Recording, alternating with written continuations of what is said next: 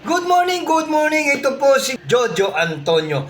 At ako po'y merong ipapanood sa inyo. Napakagandang balita, napakagandang pakinggan sa tenga. Ito po ay mapapanood natin kung saan ang ating Pangulo ay nag-report sa ating mamamayan.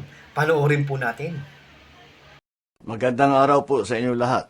Mga kababayan ko, naglabas na ang Court of Appeals ng freeze order laban sa mga bank account, ari-arian at sasakyang panghimpapawid na may kaugnayan sa mga anomalyang flood control project na iniimbestigahan ngayon ng gobyerno.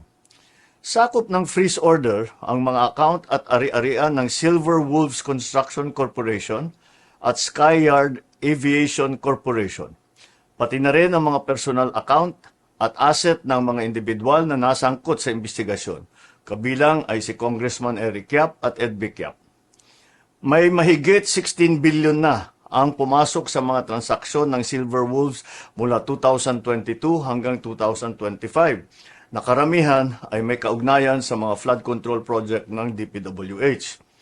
Kabuuang 280 bank account ang na-freeze, 22 insurance policy, 3 securities account, at 8 sasakyang panghimpapawid, kabilang ang mga eroplano at helicopter na konektado sa Skyyard Aviation. Kailangan natin ang mga freeze order na ito para hindi maibenta ang mga ari-arian at para maibalik natin sa ating mga kababayan ang bawat pisong pinaghihinalaang ninakaw. Meron ding 8 taga-DPWH sa Davao Occidental na nagpadala na ng sulat na sila ay magsusurrender sa NBI dahil sa hinaharap nilang mga kaso. Inaasahan na rin nating lalabas ang warrant of arrest na ni Sara Diskaya itong linggong ito at hindi na rin magtatagal ang pag-aresto sa kanya. Magpapatuloy ang investigasyon, magpapatuloy ang pagpapanagot at titiyakin ng pamahalaan na ang pera ng bayan ay maibabalik sa taong bayan.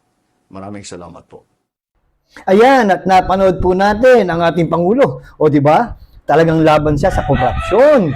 Diyan natin makikita kung paano magtrabaho ang ating Pangulo. Nakita nyo naman, busy-busy na siya. Nagagawa niya pang mag-report. Di ba?